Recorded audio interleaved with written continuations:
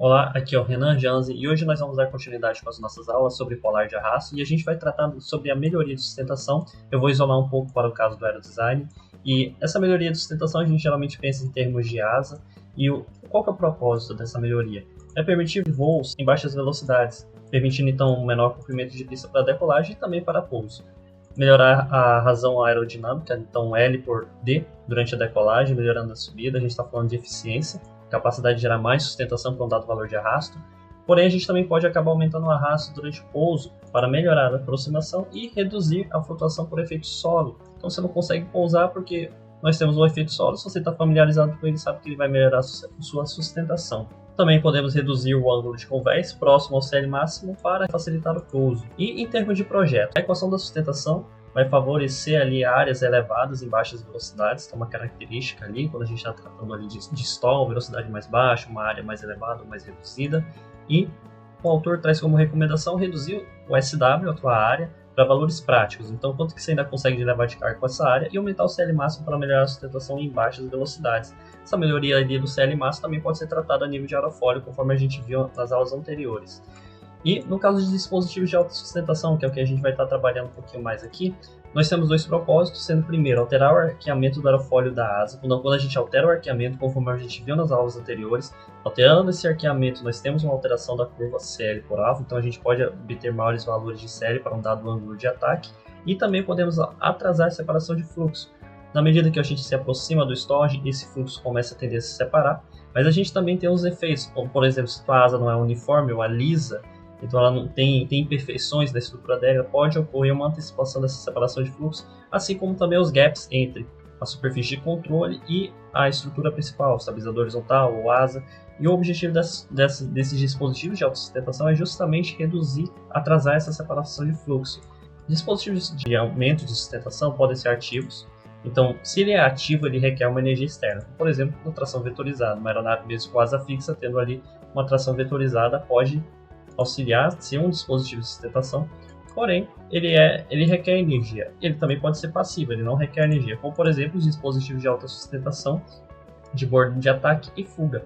E agora o que deve ser considerado aqui no dispositivo de alta sustentação? Trata-se primeiro da complexidade dele, ele pode adicionar complexidade estrutural, dificultar um pouco a hora de manufaturar essa asa, pode ocorrer também um aumento de arrasto e também vai ter um efeito no manuseio. Com o manuseio a gente tende a dar relação entre o piloto e o avião. Se o piloto envia um comando é que a aeronave está responsiva de forma adequada. Isso não significa que ela responda de imediato, mas para aquele dado projeto, ela está respondendo adequadamente para cada fase de voo. Então é isso que a gente está definindo o manuseio. Quando a gente deflete flap, altera momento, altera sustentação, altera momento, a aeronave tem que ser trimável naquela condição nova de deflexão. E em termos de projeto, o autor traz a tabela 10.1 e ele também comenta que é importante selecionar a solução mais simples que atenda às suas necessidades. Não é para você pegar mais complexa, pelo fato dela trazer maior aumento de sustentação, mas você tem que focar também na complexidade construtiva. E ele fala, cara, se isso daqui já atende aos seus requisitos, já está melhorando a tua performance em uma dada condição de voo que você estava vendo que estava ruim, beleza, esse daqui, a mais simples, vai estar adequada. E essa matriz de decisão está na tabela 10.1. Ela é muito interessante para que a gente tome algumas decisões ali a nível de projeto logo no início, em termos de conceitual e preliminar. E como que ele faz essa tabela aqui? Nós temos na primeira coluna aqui aquele parâmetro que a gente quer avaliar, ele pode ser quantitativo ou qualitativo. E logo à direita nós temos a comparação da aeronave limpa com a aplicação de diferentes dispositivos de alta sustentação. Então tem o Single Slotted. Então ele é Trailing Edge Device, ele é um dispositivo de bordo de fuga, e ele traz aqui Single Slotted, e ele traz o Planning Flap e o Fixed Slot no Leading Edge, no bordo de ataque. Ele traz essas diferentes sustentações e o impacto que elas vão ter quando defletidas as suas especificações, dentro das suas especificações, qual que ele vai ter um impacto. Depois ele aplica uma pontuação para todos esses dispositivos aqui, HLS1, 2 e 3, aplica uma nota até eles e até que no momento que ele chega a uma conclusão, toma uma decisão com base nessa nota. Então, é uma forma de você tomar a decisão, principalmente quando você não tem dado histórico, tá? Tem muitas soluções na tua frente, mas você não tem um embasamento anterior para tomar a sua decisão. Então, se você tem um leque de coisas que você pode fazer e você não tem um embasamento anterior, você pode utilizar essa tabela. E aí a gente já entra nos dispositivos de autossustentação de bordo de ataque. A gente vai passar bem rápido aqui, porque eu não acredito que ele seja tão aplicado no aerodesign. A finalidade desses dispositivos consiste em aumentar as características do aerofólio sem alterar a curva de sustentação, como os dispositivos de bordo de fuga comuns. O que acontece? Ele melhora, o dispositivo do bordo de ataque ele vai melhorar, só que ele não afeta a curva CL coral, foi isso que ele está dizendo aqui. Mas a gente vai ter uma melhoria no ângulo de stall e no CL máximo. Quando a gente fala em alteração da curva de sustentação, é como se ela estivesse inclinando, indo para cima e para baixo. Eu não vou confirmar aqui, mas eu acredito que a inclinação realmente não é alterada, mas a gente vai ter um impacto ali no ângulo de stall e no CL máximo que está previsto. Ele vai ter pouco efeito sobre o arrasto de trimagem quando comparado ao flap do bordo de fuga.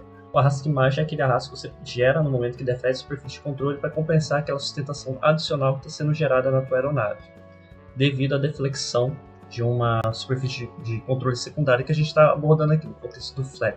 Mas toda vez, mesmo sem flap, que você deflete a superfície para trimar a aeronave, você vai ter arrasto de trimagem.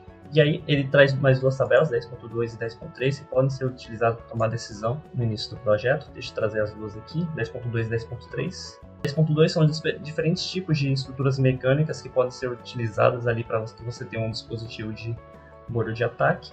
E na tabela seguinte é uma outra tabela que você pode estar utilizando, né? Você pode elaborar para tomar a decisão, né, de qual flap utilizar. Não, flap não, perdão, o dispositivo de bordo de ataque. E aqui, novamente, nós temos a descrição, apenas aerofólio, leading edge, hinge leading edge, trailing edge, flap. Então você tem essas diferentes estruturas aqui na descrição, que são os diferentes tipos de dispositivo de bordo de ataque. E cada uma dos parâmetros que vai ser avaliado aqui. Aqui, se eu não me engano, é a configuração deles e depois como que eles contribuem para cada uma das variáveis, CD mínimo, CM0, CL máximo, stall. E aqui ele vai fazendo a comparação entre cada um desses tipos, traz também a referência para fazer essa comparação.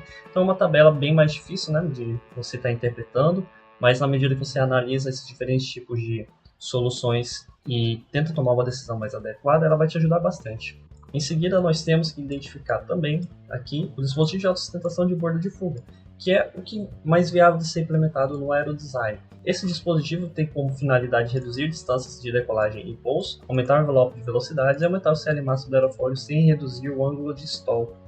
Isso tem um impacto geral, que a gente já viu ali em termos de qualidade de manuseio. Aumenta o momento de airframe, então a gente está falando ali de superfície de controle, atuando para que esse momento seja reduzido. Aí a gente entra também numa questão de arrasto de trimagem.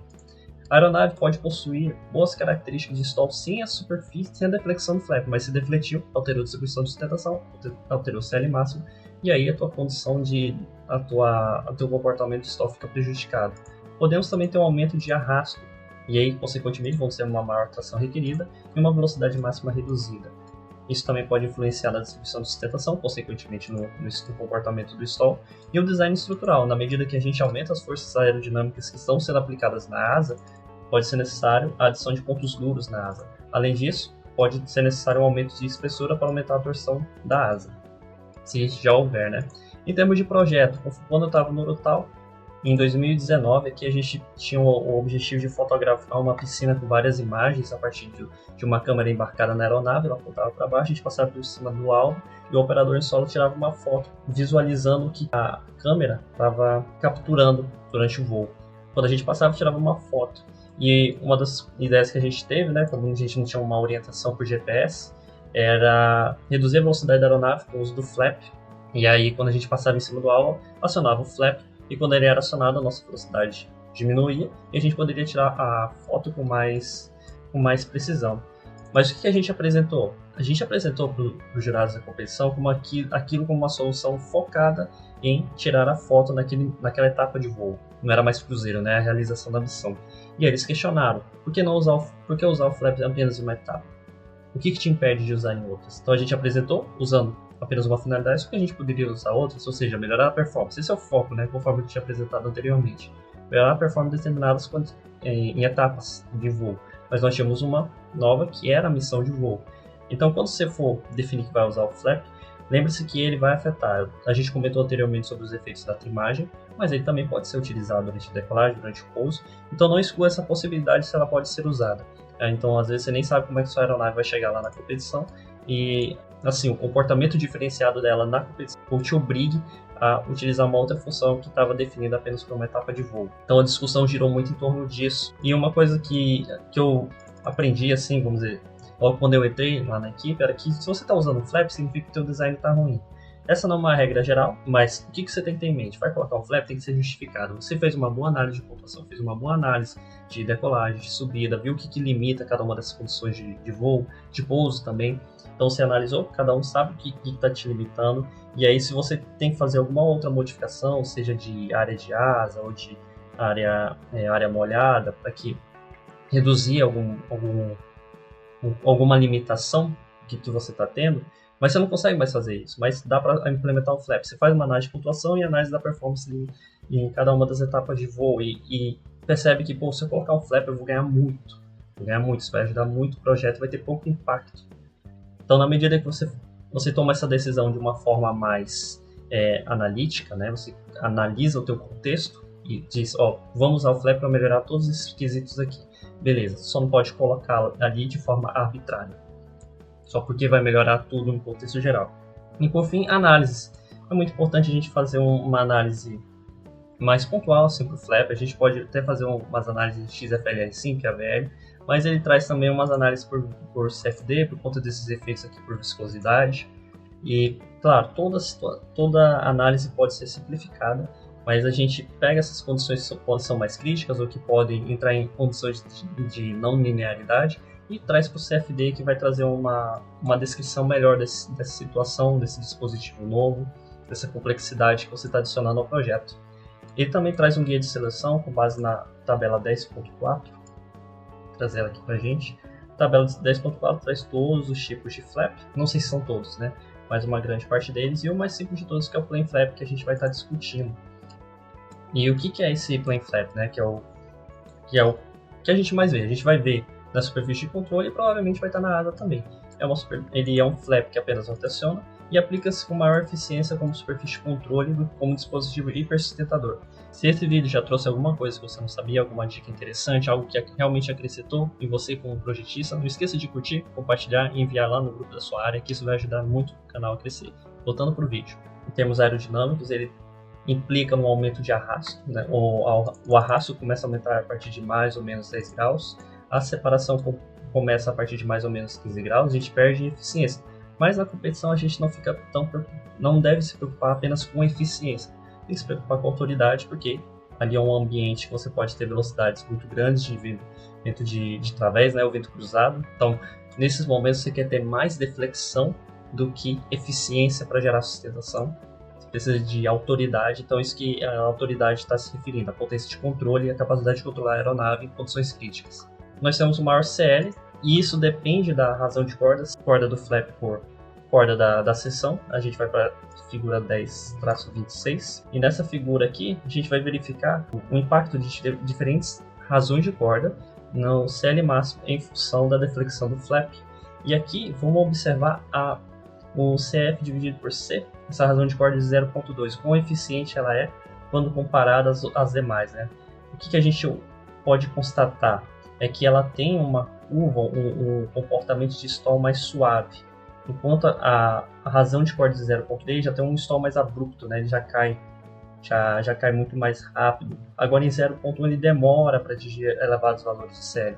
Então um bom valor ali de razão de corda vai estar em torno de 0.2.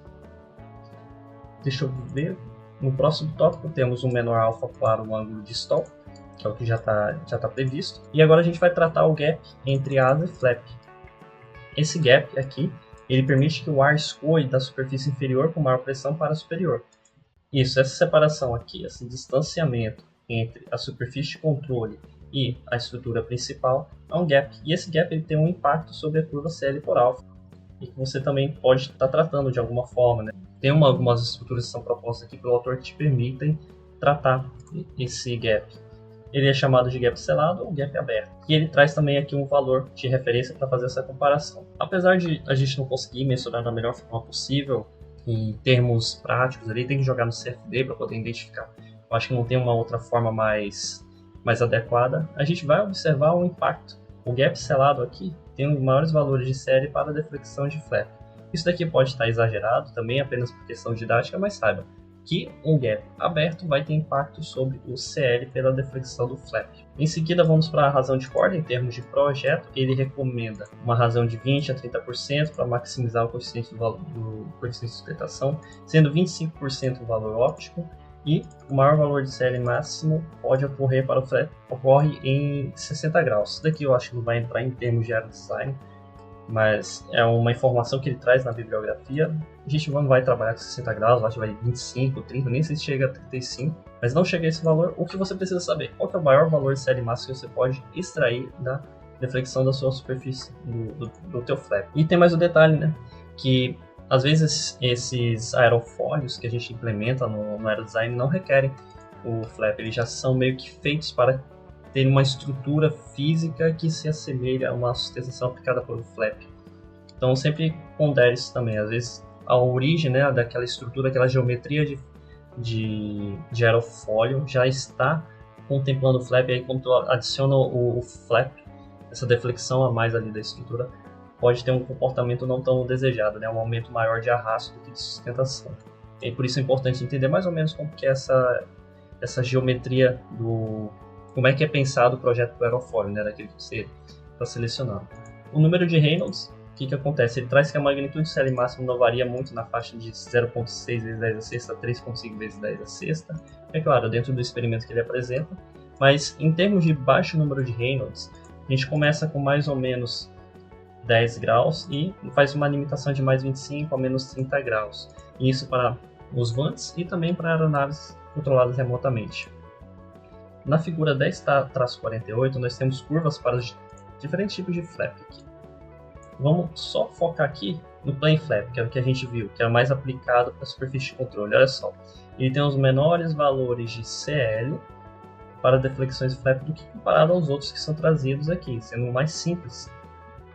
E aqui ele traz split flap, ele é um pouco maior, olha só, para uma mesma razão de corda. Vamos ver o que é o split flap aqui, só para a gente ter uma ideia do quão complexo esse split flap pode ser.